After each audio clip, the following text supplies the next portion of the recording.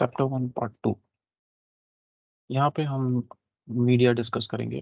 Media basically होता है आपका मीडियम जो जिसके थ्रू आप जिसके थ्रू आप सिग्नल्स भेजते हैं नेटवर्क के अंदर। तो वो जो भी ज़रिया है जिसके थ्रू आप अपना सिग्नल भेजते हैं उसको हम लोग मीडिया बोलते हैं। अब मीडिया क्या है वो डिस्कस करने से पहले हम डिस्कस करेंगे उसकी कुछ प्रॉपर्टीज़। तो हर मीडिया का अपना एक सेगमेंट लेंथ होता है। तो जैसे अगर वायरलेस है, वायर्ड है, जो भी है, हर एक मीडिया का अपना एक सेगमेंट लेंथ होता है और ये वो डिस्टेंस है जिसके बाद सिग्नल का स्ट्रेंथ बहुत ही ड्रॉप हो जाता है। मीनिंग उसका वोल्टेज बहुत कम हो जाता है, फाइनली इतना कम कि उसको रीड भी ना किया जा सके रिसीवर एंड पे।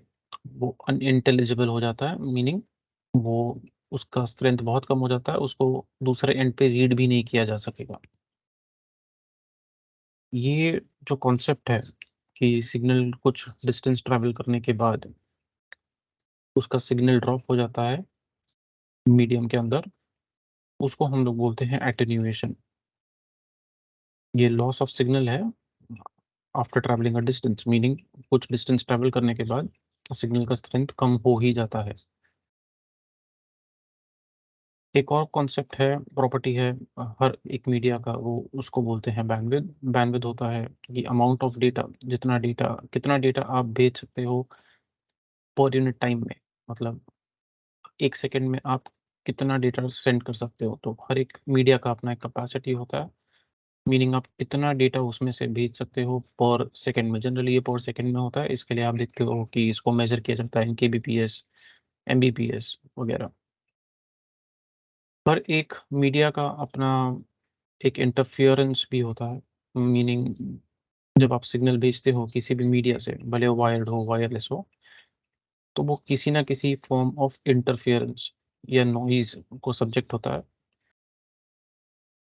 नाउ जो वायर्ड मीडिया है पर्टिकुलरली उनको ईएमआई और मतलब इलेक्ट्रोमैग्नेटिक इंटरफेरेंस और RFI meaning radio frequency interference से काफ़ी फ़र्क पड़ता है। इसका ये मतलब है कि जब हम किसी केबल के अंदर से कोई सिग्नल भेज रहे होते हैं, तो उसके अंदर से जो सिग्नल जाता है उसके आस-पास एक मैग्नेटिक फील्ड जनरेट होता है। अगर वैसा ही केबल आपने आस-पास 2 केबल एक साथ जोड़ रखे हैं, तो उन दोनों का केबल्स का मैग्नेटिक फील्ड एक-दूसरे के साथ इंटरफियर करता है और ये इंटरफेरेंस डेटा करप्ट करता है। इसे कहते हैं electromagnetic interference. Radio frequency interference भी सिमिलर है, बट ये रेडियो फ्रीक्वेंसीज़ की वजह से होता है। ये आपके डेटा को करप्ट करता है, उसके अंदर अननेसेसरी करप्शन डालता है। तो जब भी आप नेटवर्क डिज़ाइन करें, तो इस चीज़ का ध्यान रखें कि इंटरफेरेंस ना हो हमारे मीडिया के अंदर। क्रॉसटॉक भी वही कॉन्सेप्ट है जो हम लोग ने इलेक्ट्रोमैग्नेटिक इंटरफेरेंस के लिए बात किया था। जब 2 कंडक्टर आप प्लेस करते हो साइड बाय साइड, उनके अंदर से सिग्नल पास होता है और वो मैग्नेटिक फील्ड जनरेट करता है और ये आपस में एक-दूसरे के अंदर सिग्नल्स जनरेट करते हैं, करप्टेड सिग्नल्स जो अनवांटेड सिग्नल्स होते हैं। एंड ऑफ कोर्स इसकी वजह से आपको अ, इश्यूज़ हो सकते हैं।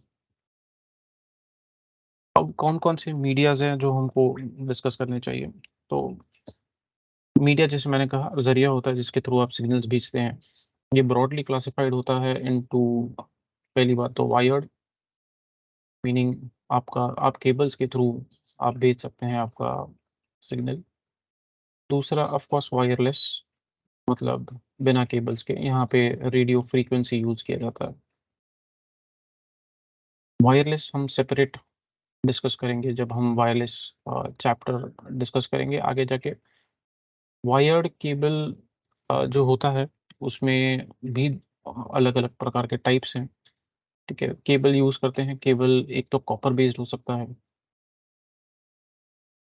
कॉपर बेस्ड मतलब जो मेटल के कंडक्टर होते हैं, उसमें जनरली कॉपर यूज़ किया जाता है क्योंकि उसकी कंडक्टिविटी बहुत अच्छी होती है। और कॉपर कंडक्टर्स की आप बात करें तो उसमें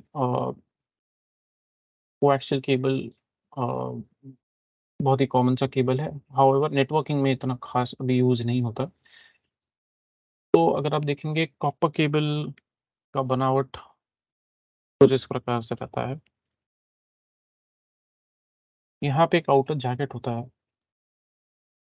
फिर एक शील्ड होती है, जिसको वायर्ड मेश भी बोलते हैं। ये शील्ड का काम है आउटसाइड इंटरफेरेंस से बचाना। फिर एक इंसुलेटिंग मटेरियल होता है डाइइलेक्ट्रिक, एंड फाइनली एक कॉपर कोर कंडक्टर होता है जिसके थ्रू हम सिग्नल्स एक्चुअली भेजते हैं। ये केबल काफ़ी एक्सपेंसिव होता है। ये डिफ़िकल्ट होता है इंस्टॉल करने के लिए क्योंकि ये रिजिड सा होता है। ये जनरली आप नेटवर्किंग में तो नहीं देखोगे, बट आपको टीवी केबल वगैरह में आपको देखने ज़रूर मिल जाएगा, सेट टॉप बॉक्सेस वगैरह। इसका सेगमेंट लेंथ जनरली 200 मीटर्स से 500 मीटर्स तक होता है।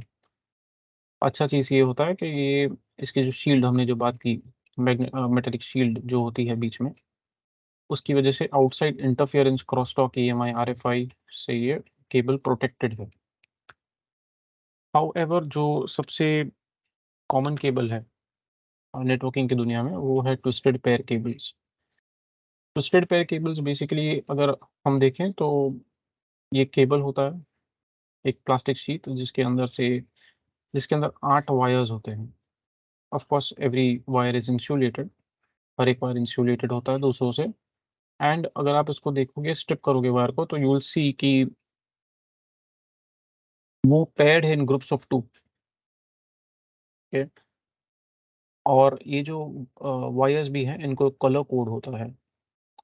जो कलर होते हैं वो है आगे जाके हम डिस्कस करेंगे, लेकिन जो कलर्स होते हैं वो है ब्राउन, ब्लू, ग्रीन और ऑरेंज। इनको ट्विस्ट इसीलिए किया जाता है ताकि एक दूसरे का इंटरफेरेंस वो कम कर सके, राइट? तो इसके लिए इसका नाम ट्विस्टेड पेयर केबल है।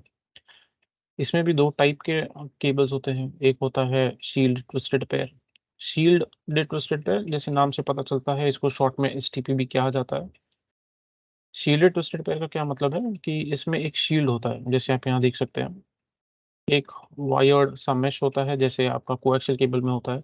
इसका काम है आउटसाइड ईएमआई, क्रॉसटॉक, आरएफआई से बचाना। ये ज़्यादा एक्सपेंसिव है।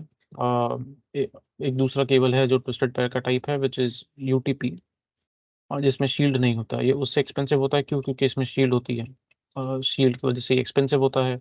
शील्ड की वजह से रिजिड होता है, जिसकी वजह से इसको इंस्टॉल करना थोड़ा डिफ़िकल्ट है, इसको काटना डिफ़िकल्ट होता है। सेगमेंट लेंथ इसका जनरली 100 मीटर्स ही होता है। नेटवर्किंग में सबसे कॉमन केबल लेकिन जो है वो है अनशील्डेड ट्विस्टेड पेयर, जिसको हम लोग शॉर्ट में यूटीपी भी कहते हैं। यूटीपी केबल्स जो है इनमें शील्ड नहीं होती, इसीलिए इनमें क्रॉसटॉक, आरएफआई, ईएमआई होने का चांसेस ज़्यादा है, लेकिन ये इनएक्सपेंसिव केबल है, इसीलिए ये सबसे कॉमन है। ये बहुत ही ईज़िली इंस्टॉल हो जाता है, फ्लेक्सिबल है, एंड इसका जो सेगमेंट लेंथ है वो है 100 मीटर्स का।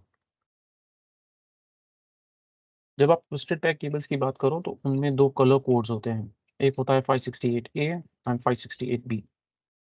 कलर कोड्स आपके सामने हैं। कलर कोड 568A में सबसे पहले व्हाइट एंड ग्रीन होता है, उसके बाद ग्रीन, उसके बाद white and orange, blue, white of blue, orange, white of brown and brown.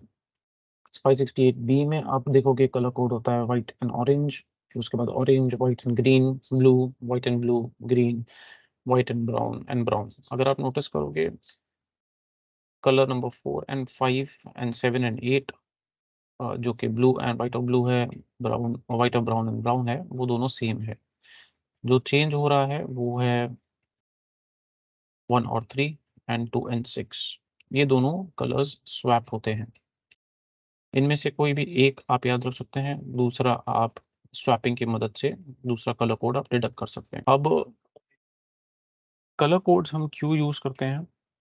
Colour code use करने का रीज़न ये है कि हम इससे स्ट्रेट केबल और क्रॉस केबल बना सकते हैं। हम क्रॉस केबल और स्ट्रेट केबल इससे बना सकते हैं। अब ये स्ट्रेट केबल और क्रॉस केबल क्या होता है? तो बेसिकली स्ट्रेट केबल जो है, वो हम यूज़ करते हैं different types of device connect करने के लिए। इसका क्या मतलब है, जब आप PC to a switch, switch to a router, जैसे कि मान लीजिए एक साइड आपका पीसी है, दूसरी साइड आपका स्विच है, एक साइड पीसी है, दूसरी साइड आपका राउटर है। इस टाइप के डिफरेंट डिवाइसेस को कनेक्ट करने के लिए आप स्ट्रेट केबल यूज़ करोगे। आप स्ट्रेट केबल बनाना कैसे है कि आप बनाओगे कि इसमें सेम कलर कोड यूज़ करोगे ऑन बोथ साइड्स। मतलब एक साइड अगर आपने 568A यूज़ किया, तो दूसरी साइड भी आप 568A ही यूज़ करोगे। अगर एक साइड आपने 568B यूज़ किया, तो दूसरी साइड भी आप 568B ही यूज़ करोगे। एक दूसरा प्रकार का केबल होता है जिसको हम लोग बोलते हैं क्रॉसओवर केबल, जो कि आप ट्विस्टेड पेयर को यूज़ करके बना सकते हो। ये क्रॉसओवर केबल कब काम आता है? जब आप सिमिलर टाइप के डिवाइसेस को कनेक्ट करना चाहते हो। मतलब एक साइड पीसी है, दूसरी साइड भी पीसी है, एक साइड स्विच है, दूसरी साइड भी स्विच है, एक साइड राउटर है, दूसरी साइड भी राउटर है। इस टाइप का अगर आपको कनेक्शन बनाना है, तो आपको क्रॉसओवर केबल ही यूज़ करना चाहिए। क्रॉसओवर केबल का सिंबल डैश्ड लाइन है। तो अगर इस प्रकार का आप कर रहे हैं, तो आपको एन्श्योर करना पड़ेगा कि आप दोनों side different colour codes use कर रहे हैं। मतलब अगर एक साइड आपने 568A किया, तो दूसरी साइड आपको 568B करना पड़ेगा। इन केस मान लीजिए आप 2 स्विचेस को कनेक्ट कर रहे हो, तो एक साइड अगर आपने बी यूज़ किया है, तो आपको दूसरी साइड ए कनेक्ट करना पड़ेगा। क्रॉस ओवर केबल और स्ट्रेट थ्रू केबल को यूज़ करना कंपल्सरी है जब आप जब आप सेम डिवाइसेज़ को कनेक्ट करना चाहते हो, तो आप स्ट्रेट केबल यूज़ करें, क्रॉस केबल यूज़ करें, सॉरी। एंड जब भी आप अ, सिमिलर डिवाइसेज़ कनेक्ट करना चाहते हैं, जैसे कि PC to PC, switch to switch, तो आप क्रॉसओवर केबल यूज़ करेंगे। ये रूल आपको फ़ॉलो करना है, वरना कम्युनिकेशन नहीं हो पाएगा डिवाइसेज़ के बीच में। एक दूसरे प्रकार का और एक केबल है जो नेटवर्किंग में काफ़ी यूज़ किया जाता है, वो है fibre optics. Fibre optic cables में स्ट्रैंड्स होते हैं ग्लास के, जिसके अंदर से लाइट हम ट्रांसमिट करते हैं एज़ पल्सेस। इनमें 2 प्रकार के केबल्स होते हैं। एक होता है सिंगल मोड केबल, जिसमें हम सिर्फ़ सिंगल डेटा ही सेंड कर सकते हैं। ये काफ़ी लार्ज डिस्टेंसेज़ पे स्पैन करता है, मतलब मान लीजिए 10 किलोमीटर्स का सेगमेंट लेंथ, जो कि बहुत ज़्यादा है कंपेयर्ड टू जो हमने अभी तक देखा है। इसमें जनरली जो लाइट सोर्स होता है, जिस जो पल्सेस सेंड करते हैं हम लाइट के, वो लेज़र्स यूज़ होती है। यहाँ पे ट्रांसमिशन स्पीड्स बहुत हाई होते हैं, दे आर वेरी हाई।